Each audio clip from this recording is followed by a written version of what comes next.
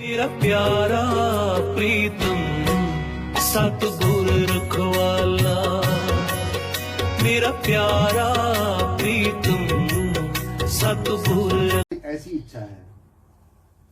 और अगर हम ये चाहते हैं कि हमारा जो है जन्म मरण का जो सिलसिला है, जो युग युगांतरों से जन्म जन्मांतरों से 84 लाख जन्मों से हमारे जो जीवात्मा है साथ संगत जी इस जन्म और मरण के कुचक्कर में उलझी हुई है और ये छटपटा रही है अपने परमेश्वर को मिलने के लिए, अपने प्रियतम को मिलने के लिए, अपने सोर्स में मिलने के लिए ये दिन रात छटपटा रही है साथ संगत जी।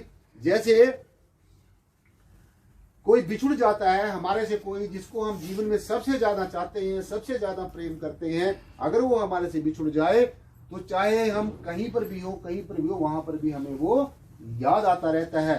तो ठीक इसी प्रकार से जो हमारी आत्मा का जो परमेश्वर है, जो प्रियतम है, जिसका अंश है हमारी आत्मा, इसको बिछड़े हुए मुद्दते हो गई है और अब ये यही चाहते हैं कि मैं कैसे इस काल के देश से, इस काल की त्रिगुणात्मक माया से, इस काल की विकट माया से मैं कैसे मेरे फंद कटे।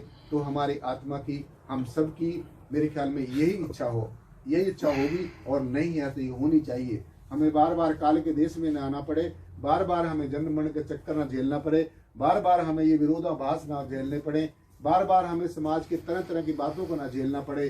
तो इससे सबसे छुटकारा पाने के लिए सिर्फ और सिर्फ एक ही सात्संग युक्ति है, जिसकी तरफ हमारे गुरुओं ने, हमारे रहबरों ने, हमारे संत महापुरुषों ने इशारा किया है। तो अगर हम इन सब समाज की विसंगतियों से ऊपर उठना चाहते हैं, अपने स्वरूप को जानना चाहते हैं, तो तब तो हमने अपने सदगुरुओं की बात को मानना ही पड़ेगा। ये एक सात्संग जी अलग बात है और मैं तो ये कहूंगा कि ये अज्ञानता है जीव की कि जिस भी धर्म में, जिस भी जाति में किसी संत महापुरुष ने जन्म लिया है तो उस जाति के लोग यही समझ के बैठ जाते हैं कि बस ये तो हमारा ही गुरु है, या उसी धर्म के लोग ये समझ बैठते हैं कि बस ये तो हमारा ही गुरु है। ऐसा नहीं होता। जैसे एक डॉक्टर होता है, एक डॉक्टर की जो दवाई होती है वो सबके लिए एक बराबर होती है, ठीक इसी प्रकार से संतों महापुरुषों की, विशेषकर जो तत्वदर्शी संत हुए हैं, जो ब्रह्मज्ञानी संत हुए हैं, जो आत्मवेता संत हुए हैं, उन्होंने जो संदेश दिया है, उन्होंने जो ज्ञान रूपी औषधि दी है, उन्होंने जो नाम रूपी औषधि दी है, वो सारी की सारी समूची मानवता को दी है। क्योंकि ये सीधा सीधा समझ लेना चाहिए कि आज इस जातिवाद से, कट्टरवाद से, इस धार्मिक उन्माद से, इस ऊंच नीच से, अपने आप को श्रेष्ठ और दूसरों को नीचा दिखाने की प्रवृत्ति से हर एक जीव जूझ रहा है। सो अगर इससे हम छुटकारा पाना चाहते हैं, इन मुसीबतों से, इन विषम परिस्थितियों से हम निजात पाना चाहते हैं साथ संगत जी, तो हमने अपने संतों महापुरुषों की बात को मानना होगा। ये हमने भली बात ही समझ लेना चाहिए। सो वो जो नाम है, अब मैं आपको बताने जा रहा हूं कि वो नाम क्या चीज है। तो एक तो वर्णात्मक नाम, दूसरा धुनात्मक नाम। वर्णात्मक नाम का मतलब क्या होता है, ये भली बात ही समझ लो। वर्णात्मक नाम का मतलब होता है जो नाम, ऐसा नाम, ऐसी बात, ऐसा शब्द जो हमारे बोलने में आता है, जो हमारे पढ़ने में आता है, जो हमारे लिखने में आता है, जो हमारे सुनने में आता है, जो हमारे देखने में आता है। तो ये सारे का सारा क्या है, ये वर्णात्मक नाम। क्या है? वर्णात्मक नाम, जो चीज वर्णन करने में आती है। तो अगर आप ऐसे नाम के साथ जुड़ रहे हैं, जैसे मैं आपको उदाहरण के तौर पे बताना चाहूंगा, जैसे हम किसी भी संत महापुरुष की शरण में जाते हैं तो हमें एक वो वर्णात्मक नाम दे देता है। चाहे वो नाम हमारा 5 शब्दों का है, चाहे वो 7 शब्दों का है, चाहे वो 3 शब्दों का है, चाहे वो 2 शब्दों का है, लेकिन ये हमने भली बात ही समझ लेना चाहिए कि परमात्मा ना 7 है, ना 5 है, ना 3 है, ना 2 है। परमात्मा कितने हैं? एक है। इसीलिए कहा है कि एक को एक, एक प्रभु आप, पूर्ण पूर्ण रहा प्रभु आप। एक ही परमेश्वर, एक ही परम तत्व, एक ही मालिक कुल परमात्मा। इस सारे के सारे साम्राज्य में, इस सारी अपनी सल्तनत में, इस सारी की सारी प्रकृति में, क्रिएशन में एक ही परमेश्वर तरह तरह के रूपों में समाया हुआ है। तो ये अच्छी तरीके से हमने समझ लेना है। तो वर्णात्मक नाम जो इंद्रियों से ग्रहण किया जाता है, इसी के सहारे नहीं बैठे रहना है। जो आपको संत महापुरुष नाम दे देते हैं, शब्द दे देते हैं, चाहे वो कितने शब्दों का मैंने आपको बताया, तो ये हमारा एक जरिया होता है। क्योंकि जब हम संत की शरण में जाते हैं तो हमें टिकाने के लिए वो कुछ ना कुछ कोई मंत्र दे देता है।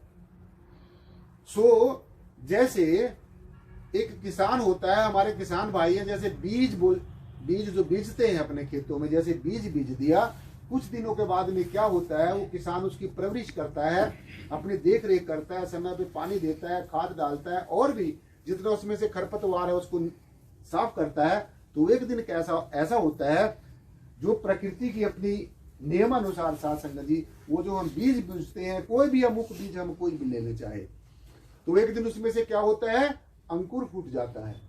ये प्रकृति की बात आपको बता रहा हूं। उसमें से क्या होता है, बीज में से क्या हो जाता है, अंकुर फूट जाता है।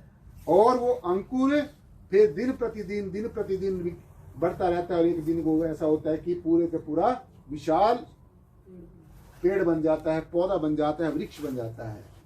तो ठीक इसी प्रकार से ये सारे का सारा यूनिवर्स है, ये सारे का सारा ब्रह्मांड है, ये सारे का सारा परमेश्वर की जो सल्तनत है, जो सारा का सारा साम्राज्य है, ये भी आत्मा रूपी बीज के अंदर समाया हुआ है। ये भी परम तत्व के अंदर समाया हुआ है। साकार के अंदर निराकार है, निराकार के अंदर साकार है, सगुण के अंदर निर्गुण है, निर्गुण के अंदर सगुण है, प्रकृति के अंदर पुरुष है, पुरुष के अंदर प्रकृति है, रचना करने वाले के अंदर रचना करने वाला है, और रचना के अंदर रचना करने वाला है, रचना करने वाले के अंदर सारी रचना है, देखने वाले के अंदर दृष्टा है, और दृष्टा के अंदर देखने वाला है, दृश्य के अंदर दृष्टा है, और दृष्टा के अंदर दृश्य है। यानी कि देखने वाले के अंदर ये दिखने वाला है, और जो दिखने वाला है ये देखने वाले के अंदर है। जो बोला जा रहा है इसके अंदर अव्यक्त परमेश्वर है, अव्यक्त के अंदर व्यक्त है, और व्यक्त के अंदर अव्यक्त है। तो ये मैंने जो आपको बताया है, इसको अच्छी तरीके से समझ लेना है। सो जो जितना भी वर्णात्मक नाम है, ये सारा वर्णात्मक नाम है। तो इसी के सहारे ना बैठे रहना। जिस दिन आपको ज्ञान दे दिया जाता है, ये समझो आपके अंदर ये बीज बो दिया जाता है, आपके अंतःकरण के अंदर ये एक बीजारोपण कर दिया जाता है। फिर आपने जैसे किसान परवरिश करता है बीज की, तो आपने इसकी परवरिश कैसे करनी है साथ संगत जी।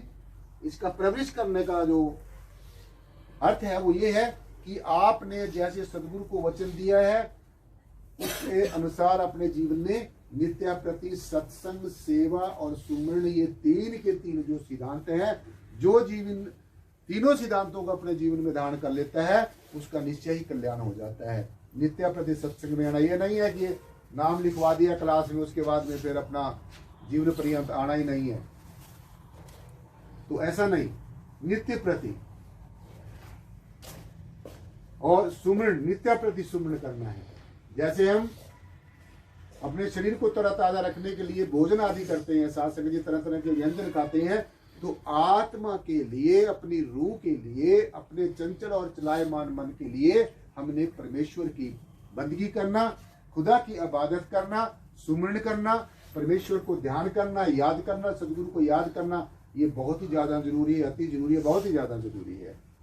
सो अब जो दूसरा जो पार्ट है साथ संगत जी हमारे आध्यात्मिक जगत का, अब आपने उसको ध्यान से सुनना है, और वो बहुत ही इंपॉर्टेंट एस्पेक्ट है आध्यात्मिक जगत में। साथ संगत जी दोनों के दो जो इंपॉर्टेंट एस्पेक्ट हैं। अब दूसरा आध्यात्मिक जगत का इंपॉर्टेंट एस्पेक्ट जो है उसके बारे में ध्यान से सुनना है। पहला मैंने बताया आपको कौन सा नाम है, वर्णात्मक नाम। अब जो सबसे the most important aspect of the spiritualism, जो अध्यात्म का दूसरा जो भाग है, जो दूसरा जो एस्पेक्ट है, जो दूसरा पहलू है, वो ध्यान से सुनना है, जिसको हमारे जीवन में ध्यान करना बहुत ज्यादा जरूरी है। दूसरा कौन सा नाम है, धुनात्मक नाम। अब ये धुनात्मक नाम क्या होता है, इसके बारे में अच्छी तरीके से समझ लेना है। धुनात्मक नाम का मतलब होता है हमारे अंतर में, हमारे अंदर, जैसे हमारे जो जय साहब हैं ये हारमोनियम बजा रहे हैं, ढोलक बजा रहे हैं, हम जितने भी ये जो साज आवाज बाहर के बजाते हैं साथ संगत जी, इसको हम हाथ से बजाते हैं। इसमें से क्या होता है, एक आवाज निकलती है। लेकिन ये आवाज जिस समय हम इंस्ट्रूमेंट को छोड़ देते हैं आवाज बंद हो जाती है। और एक आवाज ऐसी है हमारे अपने अंतःकरण में, हमारे अंदर में, हमारे नित्य प्रति हिलोरे ले रही है, हर समय बज रही है, हर समय गुंजायमान है, हर समय जो है साध संगत जी हमारा जो ये दिव्य जिसको हम शब्द धुन कहते हैं, शब्द के अंदर से निकली हुई एक धुन, शब्द के अंदर से निकली हुई एक आवाज, शब्द के अंदर से निकला हुआ एक संगीत, यह सबसे इंपॉर्टेंट है। तो इसको ध्यान में बैठकर सुनना बहुत ही जरूरी है। और आपको मैं बड़ी स्पष्ट तौर से बात बताऊं कि भजन का असली मतलब क्या होता है।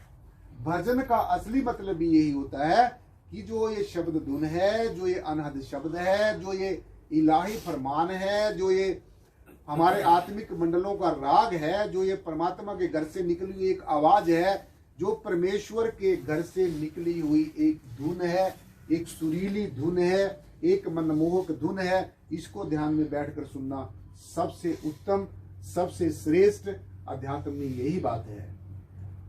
इसीलिए इस बात को सत्य सिद्ध करने के लिए हमारे संत महापुरुषों ने, रहबरों ने, तत्वदर्शी संत महापुरुषों ने, साध संगत जी समय समय के अनुसार हमें यह संदेश दिया है कि धुर की बाणी आई जिन्हें सगली चिंत मिटाई। अब आप ये ज्ञान की दृष्टि से और विवेक से थोड़ा विचार करके देखिए, ज्ञान की दृष्टि से, थोड़ा विवेक की दृष्टि से विचार करके देखिए कि वो वाणी कौन सी है। ये जो हम वाणी अपने गुरुओं के धर्म ग्रंथों में पढ़ते हैं, अपने संतों महापुरुषों के जो मुखारविंद से निकले हुए जो पावन आशीष वचन है उनको पढ़ते हैं, ये वाणी हमें उस वाणी की तरफ जाने के लिए इशारा करती है कि कोई ऐसी धुन है, कोई ऐसी आवाज है, कोई ऐसा दिव्य संगीत है, कोई ऐसी हमारे अंतर में हर समय शब्द धुन हो रही है, उसको सुनना है। इसलिए सिर्फ इसी बात को पढ़ते पढ़ते मत रहना,